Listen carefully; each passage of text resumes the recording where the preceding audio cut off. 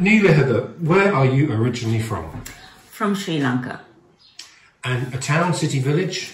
I was brought up in a village called Mathura, but I was born in Colombo. And so for the basics, sorry to make this sound like a first year geography to it, but Colombo is the capital? Capital. And is it so let's go back to your main place you live, you were brought up in. Yeah. When you imagine it, close your eyes, imagine, what do you see?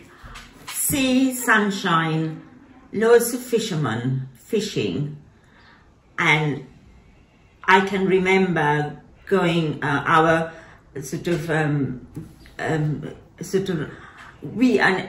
sounds terrible, and I really should not be saying, we had people working for us. So when they went to the market, I used to say to my mum, can I go with them? Because usually we're not allowed to.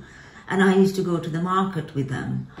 And so I used to see all the fish, all the produce that farmers used to come and to the stores were beautifully done up.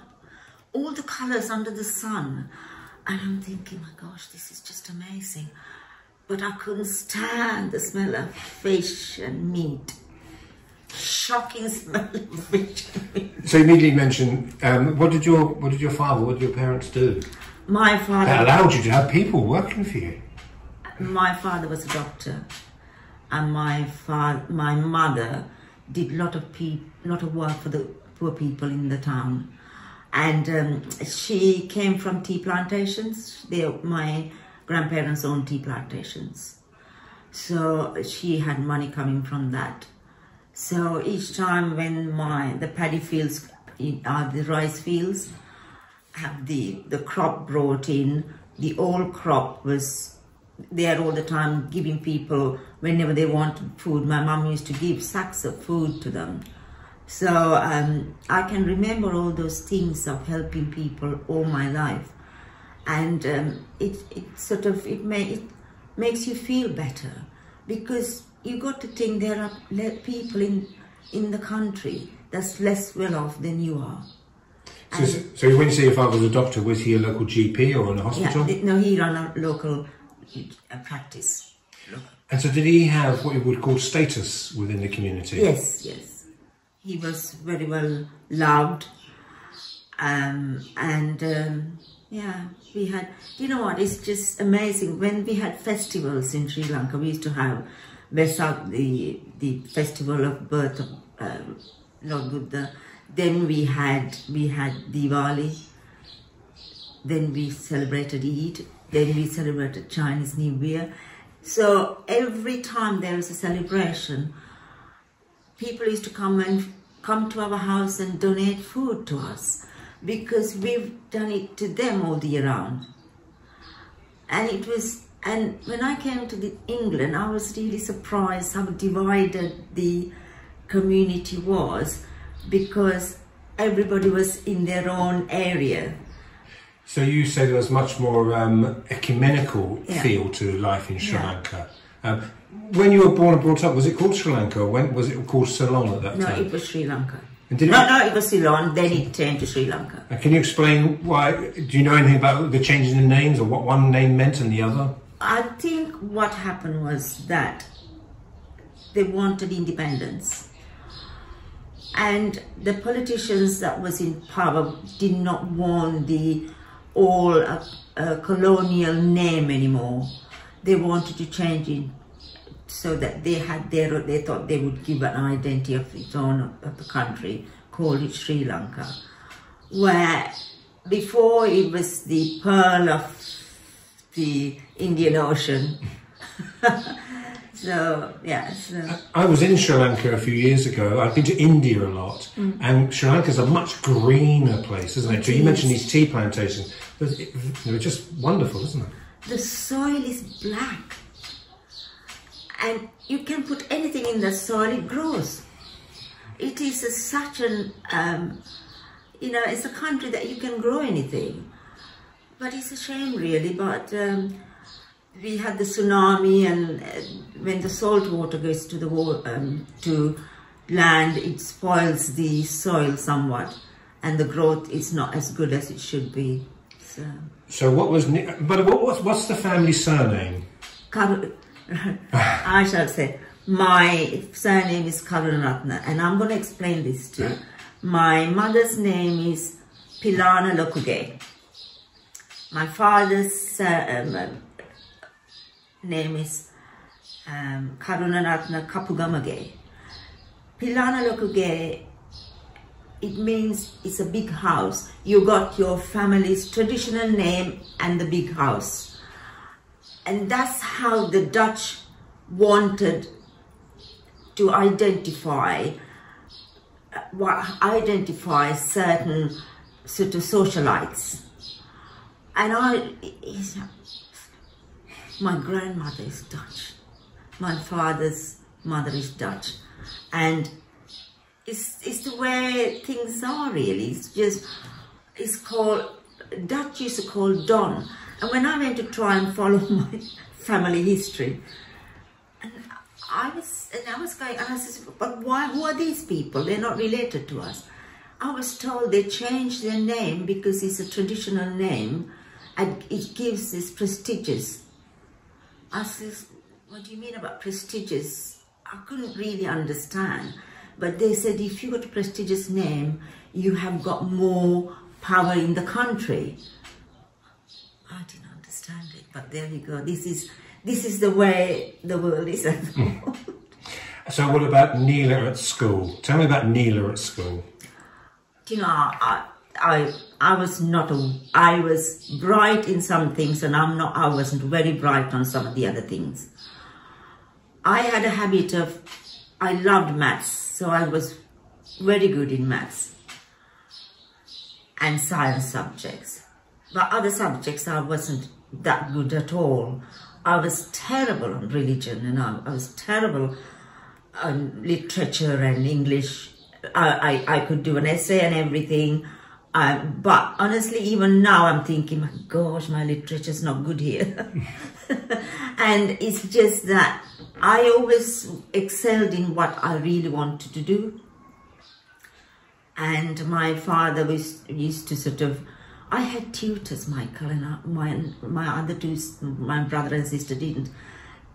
Even with tutors, I didn't do well because I only wanted to do what I really want to do.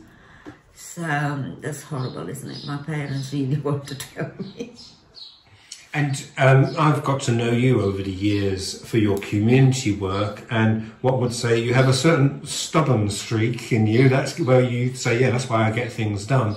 Did you have that sense of community and concerns for others? Did that develop and nurture at home? Yeah, I did. I always wanted to help others. Even at home, all my pocket money, I used to save every year and give to the poor people, because in the temple they had almsgiving, and then they used to feed the poor. So I used to give the money to the temple to feed the poor. I never spent a single penny of my pocket money right through my childhood. Where do you think you got that from? I think it's my father and my mother. They were both very concerned about others. It's no good living in a big house, seeing people living in poverty. That's terrible. So leaping ahead a bit, when's the last time you went back to Sri Lanka? I went back exactly 6 years ago. And since then we haven't been back. And when you went back 6 years ago, what was it? Has it changed a lot for you? It has. The population is far greater. There's a lot more people. But when we went there initially, about 10 years ago, what we did find was there's loads more people in Colombo and all those areas. Then I found out it's because soon after the war, everybody from the Jaffna region, where there was a war, came to the capital of Sri Lanka to earn a living. And I thought, my goodness me, it was really, really populated. But when we went after 8 years, they built houses and moved people out into flats and accommodation. So I'm interviewing you in your kitchen stroke office, and kitchen's organised. The office has a certain chaotic energy. Food. When I say food in Sri Lanka, what do you think of? I think of rice. I think of fish curries. I think of all the lovely vegetables, and it is. I have got a certain amount of freedom when I go home. I feel I'm here now, and I can't wait to taste these lovely fruit and vegetables that I can't get hold of in England sometimes. You used the word there, home. Do you still see Sri Lanka as home? You've been here a long time now, but you still see it as home? Well, this is my home, isn't it? This is my home. I mean, to be honest with you, I love England. I love the people in Harlow. I love the way, I'm kind to people. I don't care what colour they are. I'm not interested in, I want to make people's life better, and showing a little bit of kindness when they're in a desperate situation is a wonderful gift to have. And what about it? There's your two fine sons in the picture behind us, and a rock and roll star in the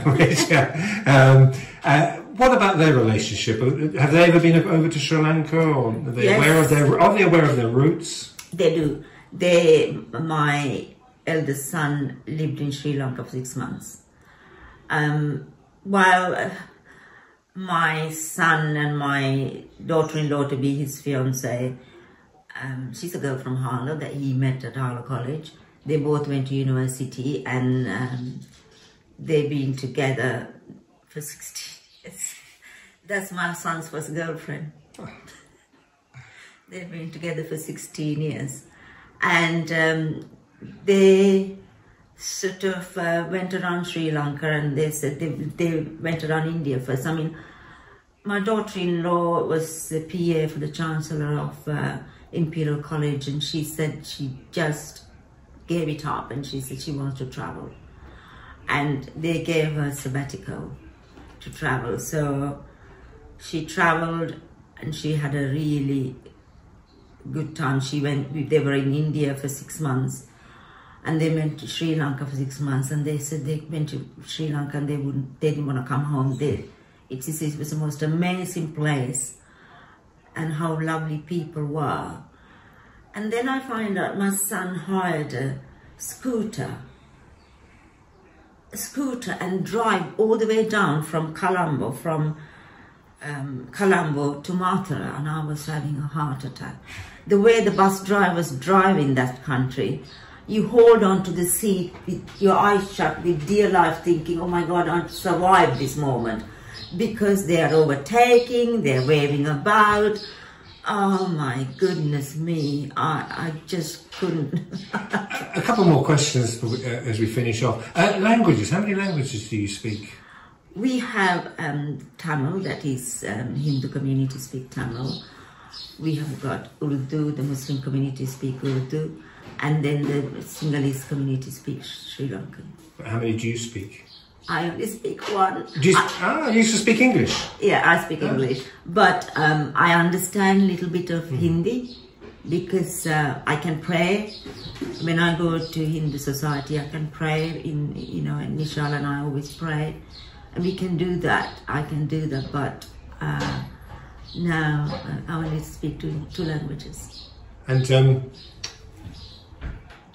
do you know other people from over the years? Have you met? You've been over here a long time. Have you met other people from Sri Lanka? Or I have. There's a Sri Lankan society in London that I'm in the committee, and I haven't attended that meeting now for about 3 years since COVID. When the lockdown came, it all went to pot, and so I haven't attended that committee. But there is a lot of Sri Lankans in Harrow, all that area.